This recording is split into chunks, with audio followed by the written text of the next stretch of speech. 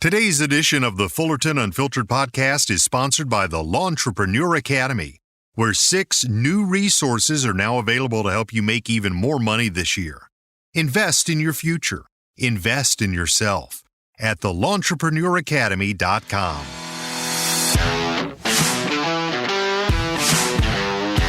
You're now listening to the Fullerton Unfiltered podcast. Straightforward, no-nonsense business advice. Completely unfiltered. Grow your business. Grow your life. Now, here's your host, Brian Fullerton.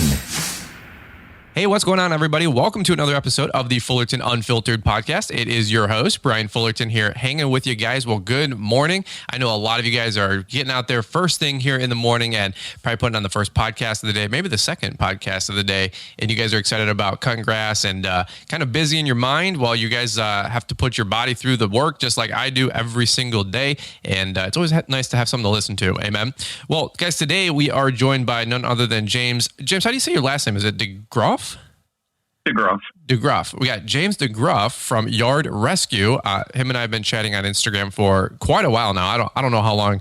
It's so cool to have so many conversations with you guys out there in the Instagram world and social media land. But I would imagine we've probably been texting and DMing back and forth for a year at least.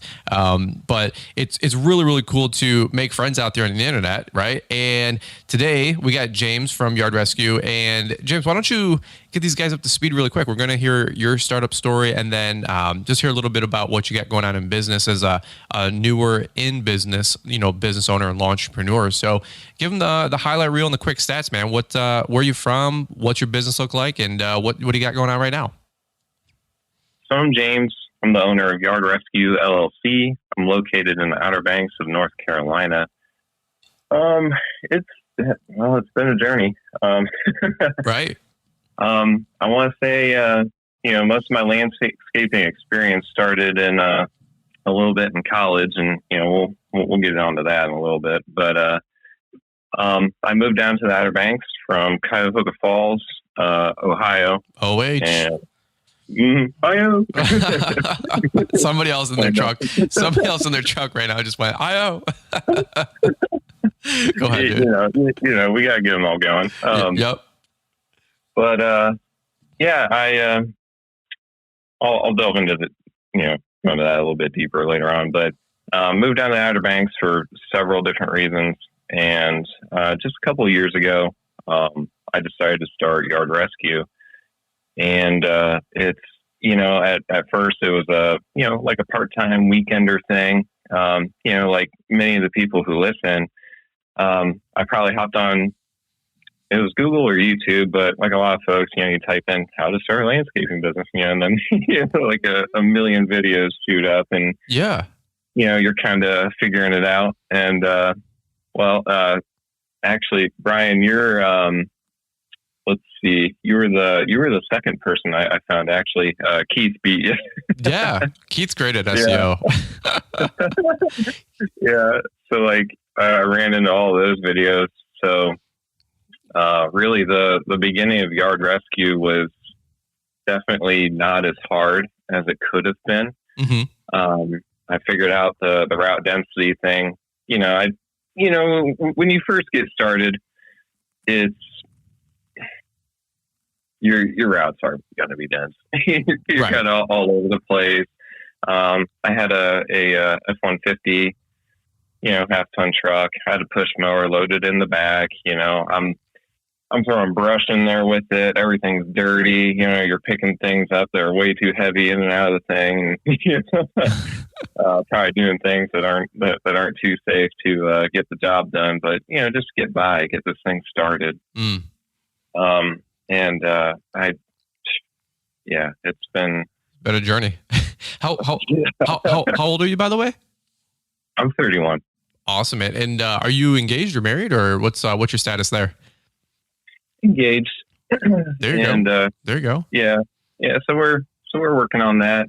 My fiance's name is Caitlin, and just a little brief run up on her. She's she cleans pools.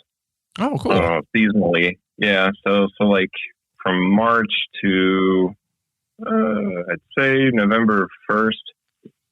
The Outer Banks rental season has been going longer and longer and longer. Sure. Especially with the pandemic, people are just traveling like crazy, which is like, you think it would have the opposite effect, but I think people got cooped up too long. So our tourism down here has absolutely exploded, which helped both of us in our businesses. That's awesome. I would imagine she's got a hustle. Like you said, there's 6 months to do a year's worth of income and work, and from all the I don't know what you guys call them, but like all the calls where just service calls or cleaning them up, or especially if you got like Airbnbs or Verbos, flipping the house, you got to probably recalibrate the pool every 7 days or maybe even more often, right? Yeah, no, she'll. Let's see, there's a check-in, a midweek. And so on average, she'll go to the same property twice in 1 week, which, that's like, whoa, dang. Wow. So yeah, that's awesome though. Yeah. I'll have to pick your brain later, and we can get some numbers so you can help me with what cost of a pool, because I want to want to get a pool at the house one day, and that whole deal. And it's like I have a bunch of buddies. They're like, dude, it's just like buying a boat, man. Like the two happiest days of getting a boat are like the day you buy it and then the day you sell it. And I hear people say all the same things, man. Like the day you put in your pool, it's happy, and then the day you bury it. And I'm like, well, I am burying my pool. There's a whole industry and business, man, about pool demos, and Stanley Dirt Monkey is always demoing pools, and I'm like, I don't get it, but maybe I don't know. Maybe I'm young and naive. What do I know? But that's awesome. But are you guys you get the wedding on the books, or are you guys still planning things, or what's the story there? Still planning things. We're not sure if we're going to do something more formal, either next spring or late summer. Okay, cool. Yeah, it's one of the things where we're just playing it by ear. We want to make sure that there's no more travel restrictions or anything crazy like that, just because we're just away from our family. So we want to make sure that we can, like, hey, we've got this house rented. Everybody can come. Let's just, everybody relax. Yeah. And just have a good time, and also avoid, bad weather and hurricane season and all that fun stuff. Sure. Well, hey, hopefully, hopefully next year it's not like day 854 of the 2 weeks to slow the spread. So we'll find out, man. I'm not even gonna get into it, but the only reason I ask is because I'm excited for you guys. Like, wedding season is always fun. It's always stressful, but I always say, like, if you can survive the engagement of like planning the wedding, then that's like your first. Yeah, that's your first litmus of whether or not you're ever going to get a divorce. Because I feel like Liz and I, like, just the family dynamics, the family stuff. Like my mom had 700 people at her wedding, and so when we had 100. We had like 100 seats available at our wedding. My mom's like, wow, that's impossible. I need at least 200. and I said, well, that's adorable. I said, but I'm paying for these people at, $50-$60 a head or whatever it is. Right. And and then I come to find out that my uncle, her brother, had 1,000 people at his wedding. And I'm like, they're just big Polish family. Like, that's, my family's a huge Polish family. And I'm like, I don't even know 1,000 people, bro. Like, I would have to pay $100 a person to get 1,000 people to show up to something. You know what I mean? Like, I don't even, how do you, I can't. I don't even know. You know what I mean? But, so the wedding stuff is crazy, man. But the only reason I ask about the wedding is because I have some friends that they're in Chicago, and they wanted to have the wedding, but the pandemic was last year, 2020. So all the people from 2020 reservations got bumped to 2021. And so all the 2021s like are getting bumped to 2022. Like, it's crazy, and I know there's a bunch of, young couples that are listening into the show, and they're trying to navigate it, and it's frustrating. It's not easy. And you guys are probably in that same booth of or boat trying to figure out like what's the best route, Yeah. And it's, one of the things that we were talking about is you can go to the courthouse and just, do it that way. Have a couple close friends, sure. Just get hitched, and, we'll every 2 weeks or whatever. You know, every woman's dream, right? And, you know, there is that route, which is totally fine. You know, you got to do what you got to do. But you know, we both talked about including family, so it's like even if we do that, we know that we're gonna get everybody together for something like a reception. Well, I'll tell you what, man. There's this might not be the most popular opinion, but looking back on it, like you throw a wedding for 20, 40, 50,000 bucks, and it's like it's really for the family. And and I get like Liz wanted the dress and she wanted the experience, but I'll tell you what, like looking back on it, we were both like, you know, we should have did something small with 20, 30 people, just like a reception, you know, like just at a restaurant, rent out a back room and she can get a dress and we can do something in a backyard, and we could have did this thing for $3,000, you know? And, I don't know. I see young couples all the time spending 50 to 100 grand and they got 100 grand in student loan debt. And I'm like, what are you doing? Like literally, what are you doing? Yeah. And I know that's probably an unpopular opinion, especially with maybe the ladies, but I'll tell you what, it's really, really, unpopular, being debt free and, you know, having your money together. And so I don't know, that's something to evaluate. Maybe for all these people that are not having the big day, it's like, hey, why don't you take the opportunity? You have the best excuse that's ever happened, pandemic, and save yourself $20,000, $30,000, $40,000 on all the stupid family pressure, and not have a wedding, you know, and go have a small reception thing. Get the dress for $1,000, $2,000, whatever. Have your day. But my gosh, save 20. Liz and I talk about all the time. We're like, we spent $22,000 on ours, and we're like, it was super fun, it was super cool, but I don't know. We're like, we should have just did it for $3,000 and put that $20,000 to work for us, you know, but I digress. We're going to talk about lawn care today, but there's some free wedding advice for all of you young bucks out there, you know? So, well, in true fashion, dude, I want to get back to lawn care and talk about what you got going on with Yard Rescue. You were sharing some funny stories with me before we hit record, and I'm like, you got to bring these up. These are really cool. And including when people call you and they're like, hey, we really do need some lawn rescue. And you're like, I don't know about my name now. You know, maybe I should have went with a different name. But so we have some fun stories to share with you guys. And so here's what we're going to do really quick. You guys know the deal. We're going to hear from a quick note from today's show sponsors. And we always appreciate, Mr. Producer adding the ads in and the sponsors in, because guys, it does take a lot of time and effort to put these shows together, and the production cost. And Jim's was even saying before we hit record, I'm like, hey, do you listen to the podcast at all? And he goes, every friggin' day. And he goes, it's nice with Mr. Producer's touch, where you can actually hear the podcast, you know, over the roaring engine on your zero turn, or the screaming, you know, small 2-stroke block on your edger or trimmer. And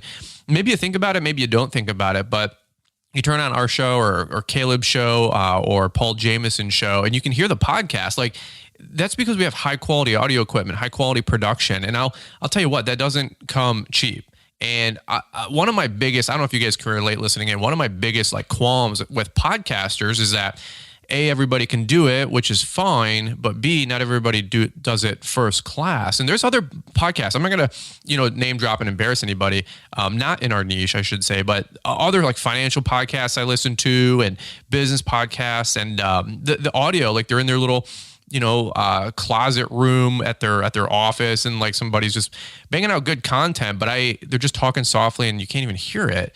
And yeah, it's all muffled. It just doesn't work. There's a huge difference. Absolutely. And so that attention to detail is really what we got going on behind the scenes, and that takes time and money, and you guys know that, and you guys already know this and appreciate it as well. So I'm beating a dead horse and on my soapbox for no reason, but I just want to say thank you to you guys for supporting the show sponsors and the different affiliates and the different brands that partner up with us, and we super appreciate that. And so what we're gonna do is take a quick commercial break. We're gonna hear from those guys today, and then we're gonna come right on back and hear a little bit more from James DeGroff with Yard Rescue. Hang tight, guys. We are stoked about the 6 brand new resources that we have just for you at LawnTrepreneurAcademy.com.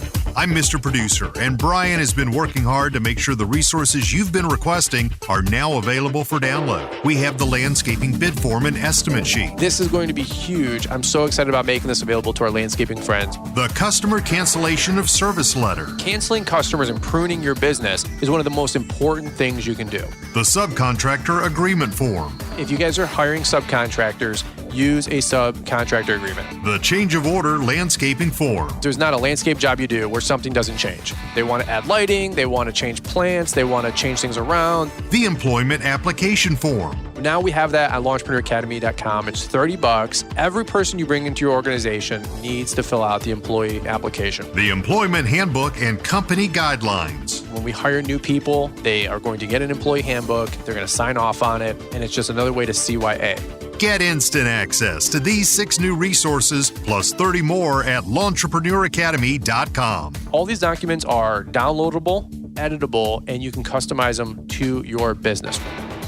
All right, and we are back. Well, James, let's go back to you, brother, because we were getting lost in the weeds talking a little bit about wedding season and pools and all that stuff, which are actually pretty fun topics to me. I wouldn't mind either, again, I actually, quick little fun story, James, I actually officiated a wedding. So I don't know if I ever, did I ever tell that story on the podcast, or have you ever heard that one or no? I officiated a wedding in 2020. It was, some of our friends, some of you guys have no idea, but it's funny. Behind the scenes, one of our close couple friends, they said, "Hey, you're one of the most spiritually driven people that we know, and good relationship example. Would you have the?" Because I thought I was going to be in the wedding, and he comes up to me and he does the whole, "Hey, dude, you got a second?" And I'm like, "Yeah." And he goes, "Hey, the wedding's coming up," and I'm like, already thinking, yeah, dude, of course I'll be in the wedding. And he goes, "I'd like for you to marry," his wife's name is Stephanie and I. And I went, "What?" And he goes, and he just pumps me up. He's like, "Dude, like you're in Liz's relationship. Like we see you guys behind the scenes." And we spent like the next 6 months actually doing like a bunch of marriage courses and study guides together. Got together with him every week for about 6 months. And it was really, really cool and super honored. But so just so some of you guys listening in, you have to pick a title to get married or as a an officiant. Well, it's like clerk, officiant, pastor, minister, apostle, this and this.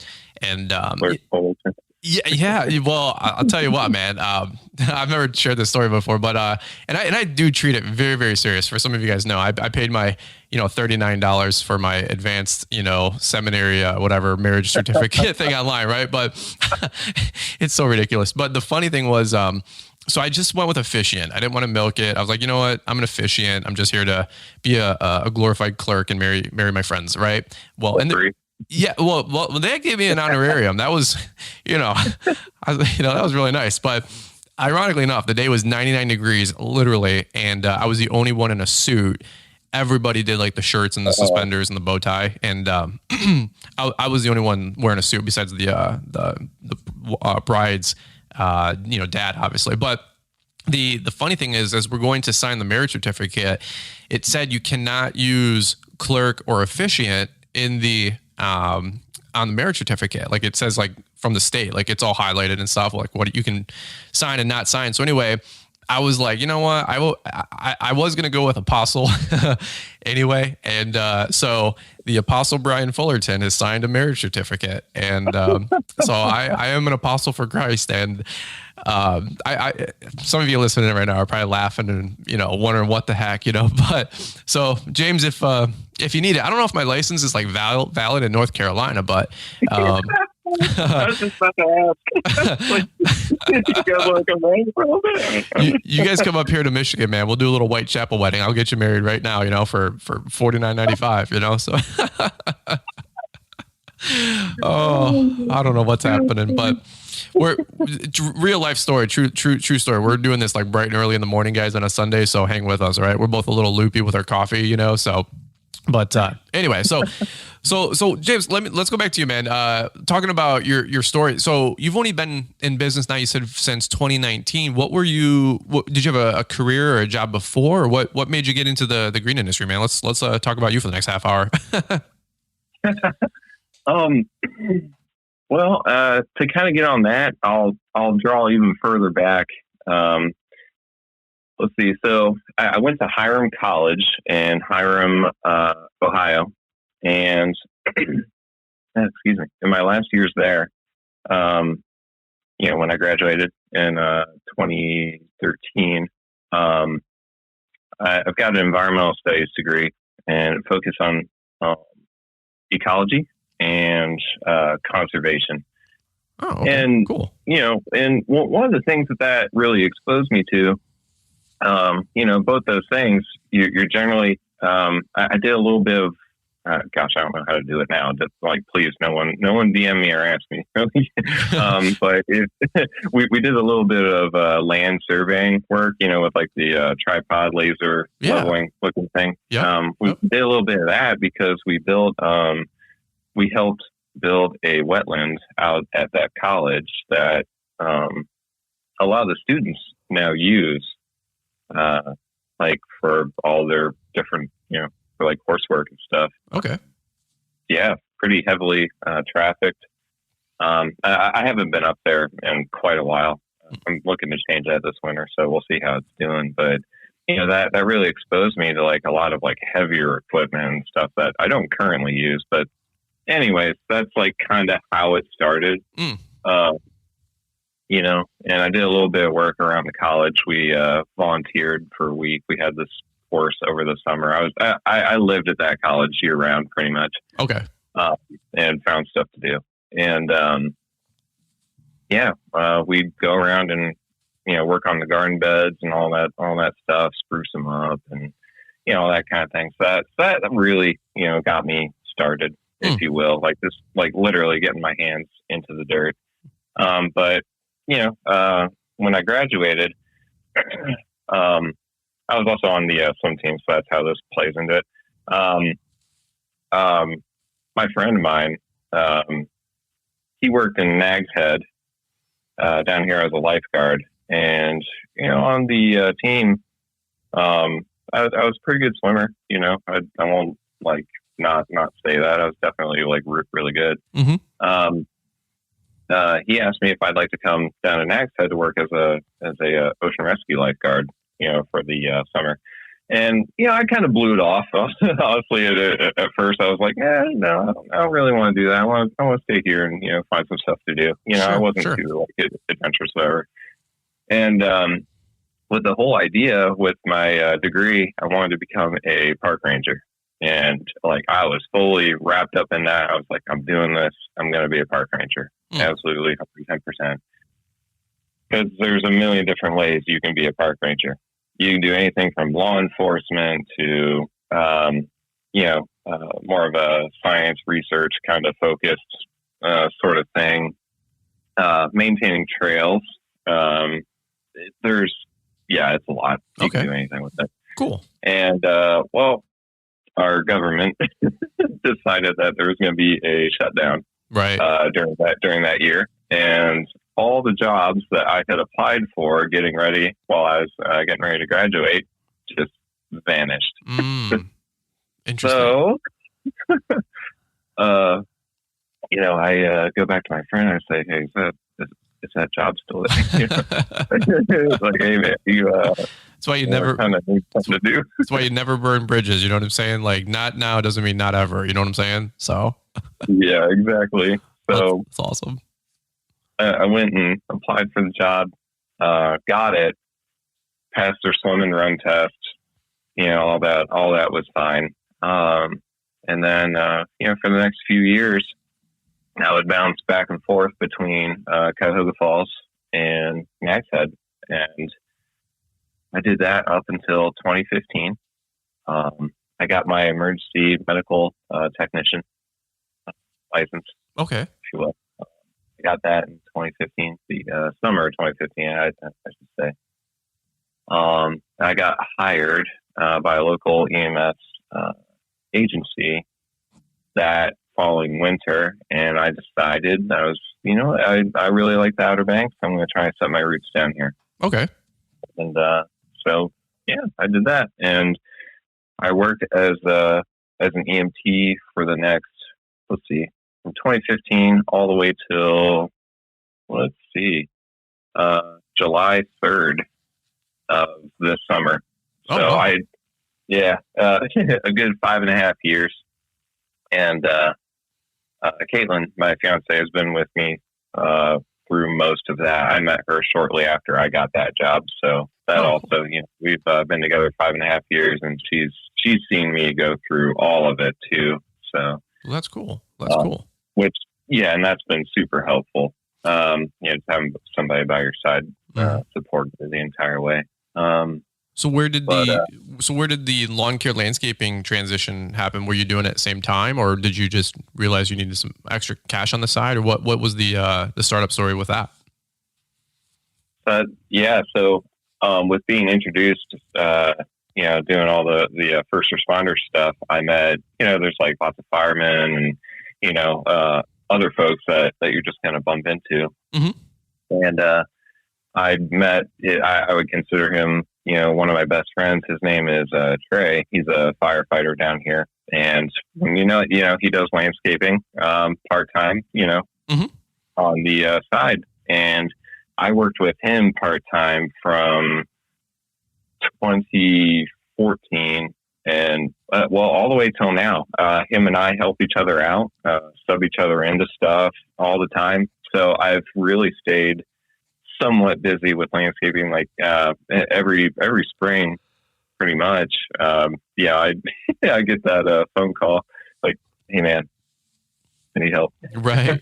So I got really used to that, and I got exposed to lawn care and landscaping with him. Turf maintenance, how to edge and string trim, just all that stuff that's like, it's like easy to do but hard to master. Mm-hmm. Kind of thing. So that was my exposure to just working for somebody else, and so that's how I got into it. Okay.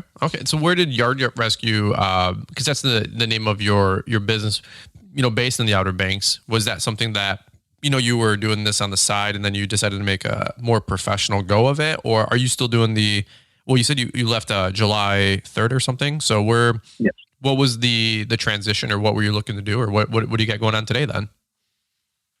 Yeah. So, back when I started Yard Rescue, back in 2019, that was July, actually.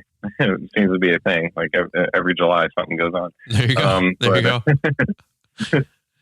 I started it with the full intention of like, I'll just pick up, 10, 15 lawns. I'll do it on the side. I can, work my EMT career and, keep that. I kept it as a side hustle for a little while, and, it would make me some money here and there, and kept it light, and, kept it fun. But as time went on, and, while working in healthcare, so COVID happens, right? Mm-hmm. And, I'm not really, enjoying, working as a healthcare person. I'm not really enjoying working as a EMT at this point. Mm-hmm. It's just, I'm getting worn out. A lot of the calls are taking a toll on me, and I had a good, there was a good couple weeks where it's just like, a common thing that, somebody will say, like, if you're a healthcare worker, it's like, if you get a lot of bad calls, you're the black cloud, Yeah. And I had a good stint of being a black cloud for a little while, so I don't think that helped.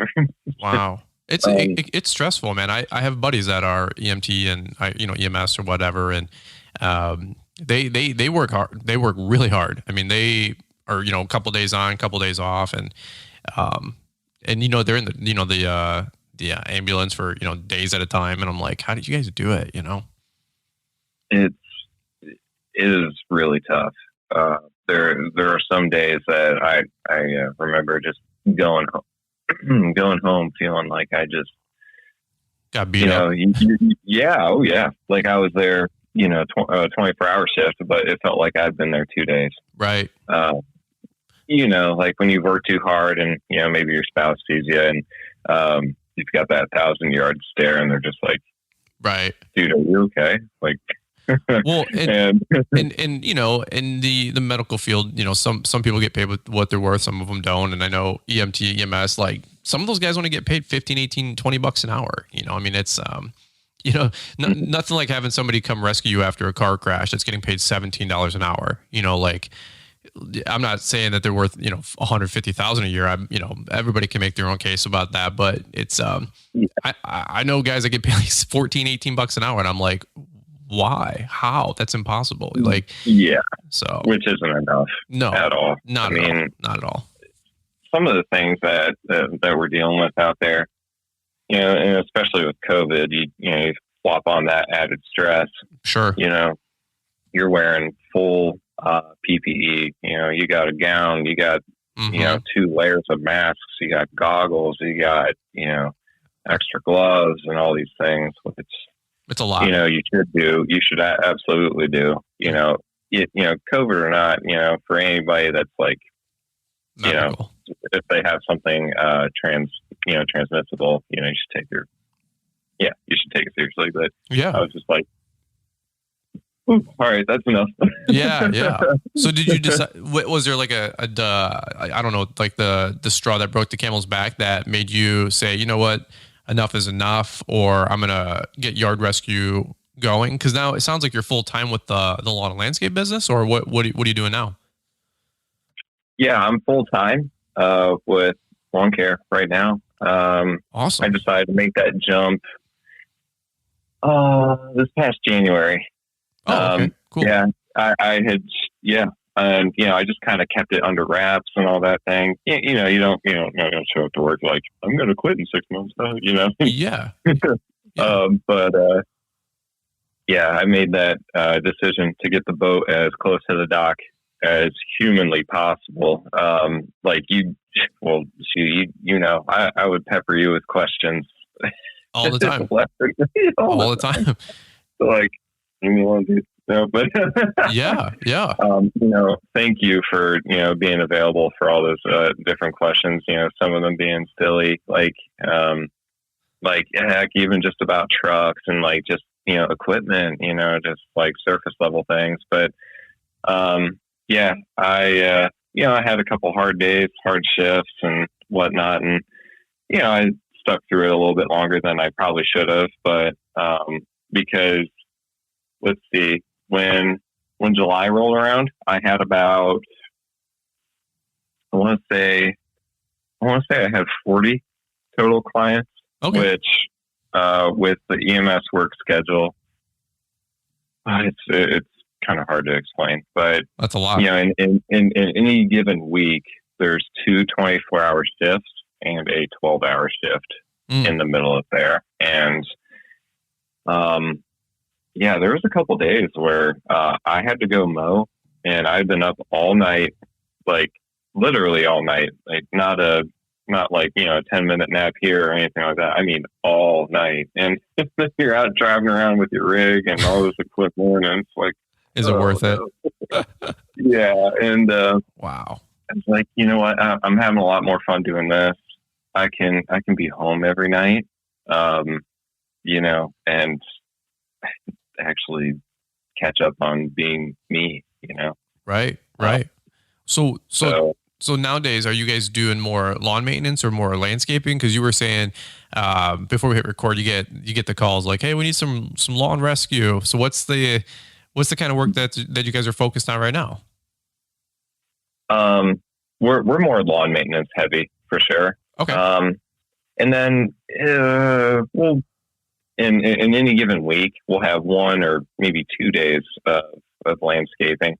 I kind of like to bat that around a little bit because with our mowing schedule. So remember how I said we had 30, 40 clients, and I also realized I said we, but it's just me. Yeah.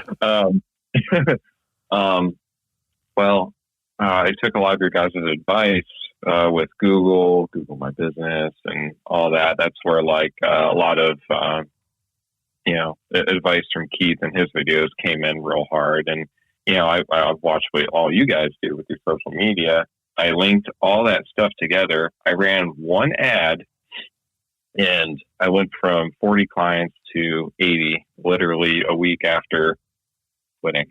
Whoa. You can imagine. I was like, Okay. So, Hold on. what was the ad on? Like Google or Facebook or, I mean, because people want to know that. Like, how did you grow?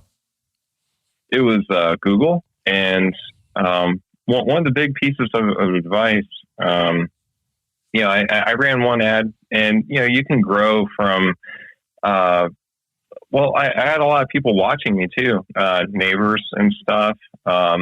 As you know, the labor workforce, there's been a little bit of an issue there. And there's companies down here that, you know, maybe they're doing too many lawns. They're not doing as good of a job. Sure. You know, there's some Rick's mowing going on, you know? Mm-hmm. Mm-hmm. And, yeah, I picked all those up, turned those yards around, all that kind of thing. So, you know, people see somebody do good work, like, hey, you know, who is that? You know? Wow. And then you also had the online presence. I started posting on a regular basis, and it took a little while, especially with Google. You got to do it like on a pretty consistent basis. What I found worked for me was a few times a week, just, you know, a nice photo from a lawn you just cut with a caption, you know, brief, just what you did, you know, and boom, there you go. That's and awesome. If somebody Googles lawn care or landscapers, it'll also, you know, it'll look for people in your area. So make sure you're on the Google My Business stuff. You know, get all signed up with that, because it will find you and, you know, put you in that list. You know, Mm-hmm. and if you're posting regularly, it'll put you closer to the top. You know, so yeah, That's awesome. definitely. Yeah, do all those things. You know, somebody's listening and they're like, "Oh God, I don't know what to do." You need to post. Yep. Absolutely. Yep. It's keeping things top of mind, you know, and the algorithms keep you relevant, you know, that way, and or you keep yourself relevant with the algorithm, I should say, posting consistently. It doesn't have to be 3 times a day. I get people asking me all the time, like, how many times a day or what's your posting schedule? I'm like, dude, I just post once a day, once a week. Like I post a lot less than people probably think. And, but you know what? We've done 2,500 posts, you know, 2 a day every day for 3 years, 4 years, you know, versus post and then fall off, post and fall off. And then you got to re-download the Instagram app. Like if you're re-downloading the Instagram or Facebook app, you probably aren't consistent. And it's not an indictment. It's just, okay, get better, get better at making a post every day and put an auto reminder in your phone. That's what I did for a long time until I developed a habit to post. And I used to post 7-11-3-7 every day for 2.5 years to get my Instagram off the ground, like religiously. And so that's the secret there. But nowadays you can do a reel and just go to the top, or mow tall grass and go to the top. So just having fun there. But you know, the trend is your friend, right? So well, Right. let me ask you this: what did adding 40 extra accounts do for you and your business? I mean, that's a huge jump. Stressed me out. Good answer. It's like, you ever see the one? It's like, how we all doing tonight? I am not feeling well. You know, that Instagram reel. Take my head over here, you know. Right. That's awesome. But you know, all of that was kind of, so about half of those clients, well, a little over half, I would say 55% were weekly. And then, yeah, so this is where it's like, oh, that's how it's manageable. So 55% were weekly. The remaining were every 2 weeks. Okay. And okay. Which honestly, in the Outer Banks, you know, there's some yards that just, yeah, they're not that nice. Yeah. Sure. Or they just don't, they literally just do not grow as fast. So in every 2 week schedule, while it's, you know, not my favorite thing to do, you know, just from a revenue point, it's, you know, not the greatest thing, but, you know, charge a little bit more to visit every 2 weeks. Obviously it won't compare to weekly, but, you know, you can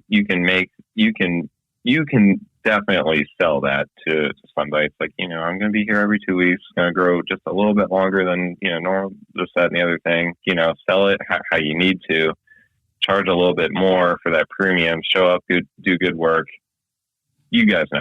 Absolutely. Absolutely. But that's important though, really quick. I don't want to gloss over that, because if you guys are new to the show and you guys are just learning about business and lawn and all this other stuff, and what's the best way to go? Like, I'm not the biggest fan of biweekly cuts. I don't think anybody should do them. That being said, if the lawn doesn't need it, well, then do it biweekly. Like, let's not, throw the baby out with the bathwater, which, by the way, we have a baby and I'm like, I don't understand that saying. But then Liz actually educated me. Do you know the history of that statement there, James? Do you know the whole baby out with the bathwater thing? No. Well, what happened is, I guess, this side tangent, and I don't know if this is true. Fact check Liz, okay? But back in the day, they used to have, like, in the 1800s, the big bathtub, and they would fill it up with the hot water, and the patriarch, the man, would get to bathe first, and then the wife would typically bathe second, and then the kids would bathe in order of who's oldest, right? Then it would be the oldest kid, the second kid, the third kid, because they were all farmers. They had 5 kids, for, cheap labor. And then the last one to get bathed was the baby. And so the baby, the saying, I don't know how or if the baby got left in the tub or whatever, obviously, but the saying was, when you're emptying out the tub, don't throw the baby out with the bathwater. So that was... Now, I'm telling you what, man, lawns lessons life. I know Paul Jameson's taking notes. He's like, and baby, bathwater, check. Okay. Don't forget. Shout out to Paul. He listens to the show. It's always cool when other podcasters like support each other, and I'm like his biggest fan. He's like, I'm my biggest fan. I'm like, whatever. So, but to go back to the biweekly thing, it doesn't mean that you can't do them. It just means get a premium if you're going to do it. My gosh, if you're in like the Midwest and mowing Kentucky Blue or tall fescue, like you there's just, unless it's 95 degrees and no water, there shouldn't be any reason you should ever even have a conversation with anybody about biweekly. Just tell them, sorry, our company doesn't do it. And it's like, well, it's just you. Right. My company doesn't offer that. Well, okay. But for me, I'm just going to do biweekly, right. So you're not a good customer for us. Thanks, but no thanks. And we'll catch you on the rebound. Even if you charge a 50% premium, it's still not worth it. You guys don't, you got to run the numbers and look at the labor, the equipment costs, you're burning oil, dulling blades, not to get on the soapbox, but just don't do it. Just don't do it. Those people do not want to spend money with you. They're not what you're looking to build your portfolio with. Yeah. And that is so important. Like, vetting people on the phone, just listen to how they talk. If they're coming from another lawn care company, you need to figure out all those potential red flags. Like, do I want to sell them on this? Or back to Paul. Do you want them on your bus? Mm-hmm. But some of these people should absolutely not be on anyone's bus. Oh, you're right. You're right. Yeah. I mean, some people are just not good customers. And, I've had a couple this past summer, had to have not great, talks, but, it's definitely not all sunshine and rainbows, you right. know. But, you take the good with the bad, you learn, you wipe the dirt off. Well, I'm thinking of the, you guys have all seen the same Instagram one with like the, I don't know if he's like Indian or Pakistani, but like the guy who's like, you go too fast, straight to jail. Hot food, spicy food, straight to jail. Not spicy enough, straight to jail. It's like customer wants you there more often, straight to jail. Customer wants, biweekly, straight to jail. Customer says, can you come on such and such date? And they start naming the date, straight to jail. It's like, I mean, if they text you after 7 p.m., straight to jail. Yeah. Customers text me on Saturdays and Sundays. Just so you guys know, like, don't answer those texts back until 8 a.m. Monday. Okay. Like, have hours of operation. This isn't a 24-hour, always on, always open. If you answer a text back once at 9 p.m. or 4:50 or 5:30 in the morning when some of these corporate guys get up, they own you. And I'm sorry, that's not how business works. Go text AT&T and let me know if they get back with you until 9 to 5 or Delta or Chase. It's absurd. So you guys want to know how to like eliminate some of the distractions that pull your mental focus. Put boundaries in your life. And I'm just talking about answering customers. I can give you 100 other examples, but you have to have some structure to your life. Any which way. But James, you're getting me all fired up in the morning, dude. It's like early Sunday morning here. We're just like going at it, you know? So no, and like to further that point, you have to train your clients.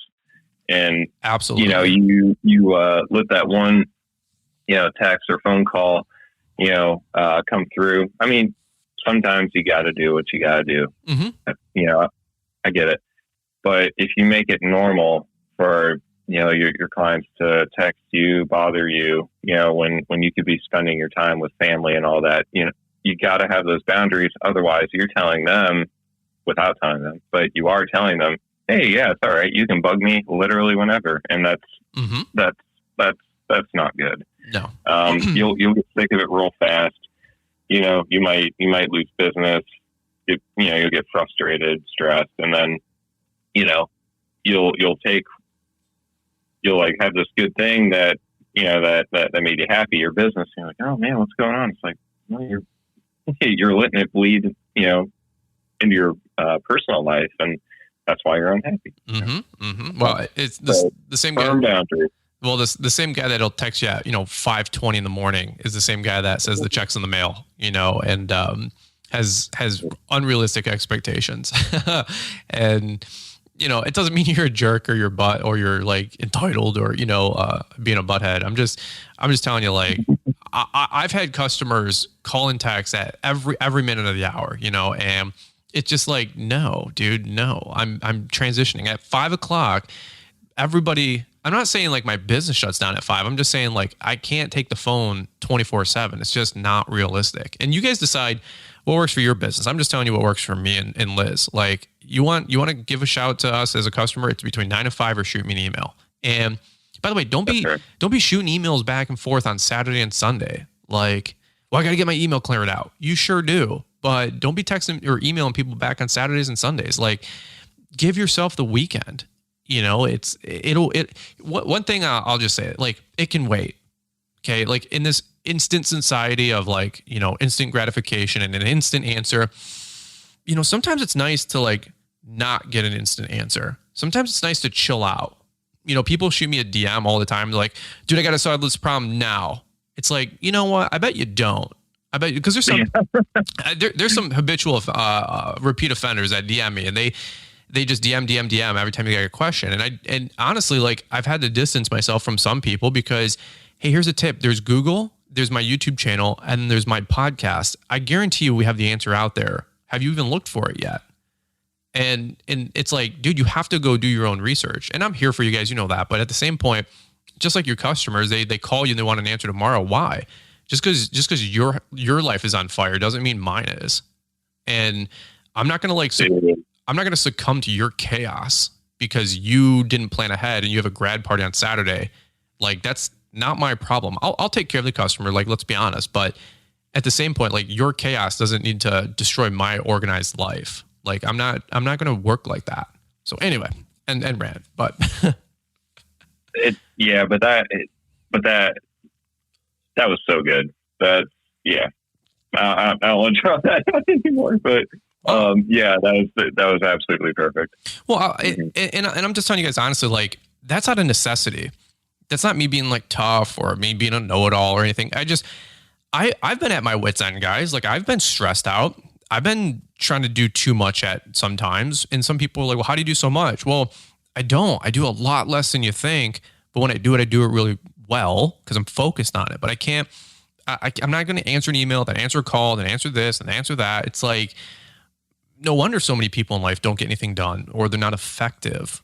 I mean, that's, you might say like, look at all the stuff I did, but cool. How effective was it?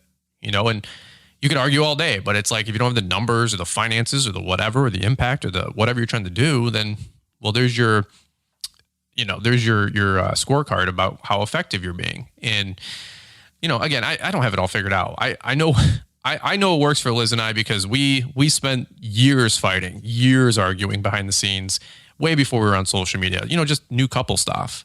And I'm like, I hate fighting, dude. I hate fighting. It's so unproductive. So it's like, we're all over the place on this podcast, but I don't care. But we're talking about one thing I learned from a TEDx talk was the skill of deconstructing things. And, you can break everything down to 4 or 6 steps typically. And, so if you get in a fight, it's not like you get in a fight because of a fight. You get in a fight because of the way you responded to the third part of the fight. Well, stop responding that way and watch fights go away. So like we had to, I don't know, I'm not super sharp or super smart. So I have to like really learn things and then like work things backwards. And I'm like, okay, well, this is what we need to do. And so stop doing this, and stop taking calls, stop taking emails like overnights and weekends. That will free up so many of you guys. Like the money will still be there. People are not going anywhere in this economy for the next 18 months. The work will be there. Have some faith. Like, oh yeah. So, the grass is still growing. Amen, dude. Yeah. The grass will always grow. Yeah. I'm not narrow. I'm so sorry, man. It's true though. It's true. I'm 16 years in this thing. Like the grass will grow, the snow will fall, and it's a marathon, not a sprint. And, you want to burn yourself out of the business. You want to burn yourself out of the industry. It's try to being everything for everybody. You can't be everything for everybody. And that's okay. And we talk about that all the time. Like do less. Caleb Allman was just doing a podcast the other day talking about doing less. And I sent him a YouTube video, like, hey, check this video out. What do you think about it? This was a really good video. It's something that set me free about 7 years ago. But so I'm excited about getting some more of his deposition on the talk. But anyway, well, let's go back to you, James, and we'll probably land the plane here because we're going on an hour almost here, and I super appreciate your time. I got to get back upstairs, check on the wife and the baby, and make sure that I don't know what that means, but not like I'm gonna like solve any problems up there, But I just don't want Liz to feel like I'm abandoning her, or anything like that. So, where can any last things you want to share with our audience, and then outside of that, where can people find you if they want to catch up with you and maybe connect? If you guys want to find me, I'm on Instagram, Facebook. If you Google Yard Rescue, there's a couple other names, businesses named that. Like there's one in South Carolina also. But you want the one that's in North Carolina in the Outer Banks. You will see it. You will know it's me. Cool. On Instagram, my handle is Yard Rescue OBX. That's right. And, that's where everybody can find me. Train your clients, don't let people walk on you. I've definitely been through it. I've got plenty of stories, with, juggling the, full-time career and then going into lawn care and all that, when you're strapped for time and you get super stressed out, you are going to get sloppy. You're going to mess up. And, if there's anything I can do, to help any of you listening or anything like that, you can shoot me a message too. Like, I'm having a problem with this customer, XYZ, whatever it is, we all come from different walks of life. Mm-hmm. We know different things. If you need help, just ask. Amen. Please. I love it. That's really, really cool. Cause, it's so true. You guys shoot me DMs all the time with, hey, I've got a customer that said this and this, or, experiencing this or this. What would you do? Shoot those DMs to people, man. Ask Caleb Ullman, ask Keith Kalfas, shoot a message to James or myself, whoever's your guy, and, hopefully they shoot a DM back. But, we try to talk these stories out on podcasts too. So you guys can learn, what to say to certain customers during certain things. Many times, here's a big tip is stop texting people. I'll tell you what, miscommunication happens the most via text. I mean, I don't even text my wife half the time when we're talking about anything more significant than what's your Chipotle order. Because I've just realized that communication breaks down over text, and we call. Liz hates it. And I had to train Liz. Honestly, I had to teach her, call me. Like, she goes, well, I don't call. I don't text. It's crazy what 4 years difference in age group. For real though, 4 years difference in age group in a relationship can do. Like, her music is different than mine. Her this is different than mine, like interests and stuff. But I'm like, hey, we're arguing about stupid stuff, let's call. And that way, like, there's no innuendo in a text or conversation, right? So, anyway, I don't know. This is a whole nother podcast we could do for a whole nother time, talking about proper ways to connect and communicate. And absolutely, it's so funny. Like, we're all so connected with social media, but I feel like, I don't know if you guys can relate to this, but I also feel like the world is so disconnected all at the same time. It's such an interesting parallel. But all right, well, James, this was a good podcast, man. You getting me all fired up here. I got my energy drink in, and by the way, shout out to what is this? Uptime. I drink a lot of these things. The Uptimes, the Blood Orange. So if anybody wants to send a case, Brian's Law Maintenance, PO Box 930233, Wixom, Michigan. The PO Box. I'm doing the Caleb Allman. I'll tell you what. If you guys send gift cards to Caleb and you don't send one to me, like, what? Come on now. You know what I'm saying? Like, I'm just having fun. Real quick, Heath. I know he thinks it's getting old, but maybe it is for some people, but it genuinely cracks me up every time. Sitting on the front porch, you see like a cat or something go by, like a bulldozer or something like that. It's like, hey, cat, if you want to send it. Oh my God. I love listening to Caleb's podcast, Kid Contractor podcast. If you guys aren't listening in, Caleb will do his porch side podcast, porch side podcast, or whatever he calls them sometimes. And he's like, he's like, man, there's a beautiful Dodge Ram 3500 going down the road with the Cat 305, and I'm like, Caleb, focus. But he's like, anybody wants to send a hate mail or, a bottle of wine to Carroll, Ohio, Well, I guess that's something we'll add to our show notes, because if anybody wants to send a Chick-fil-A gift card at Chipotle, that's all Liz and I are living on. The first 8 to 10 weeks of having a newborn baby, I'll tell you what, it's a lot, man. It's a lot. So, all right, James. Well, this is good, man. We super appreciate you. Super appreciate the time. Thanks for being flexible. We actually were supposed to do this last night, and I asked James, like, hey, do you mind if we redo this in the morning? Because I wanted to get some time with Liz. And last night we watched a movie, and baby was bopping on the knee, and we just wanted to have some quality time. And we actually got stuck working all day yesterday, mowing 32 lawns, and it was a day. And so thanks for rescheduling with me this morning, man. I know it was probably a little inconvenient for you, but super appreciate your flexibility. No, it's all right. We've got storms moving through here all day. We're not doing much today. We're just doing back end office work. So there you go. Yeah.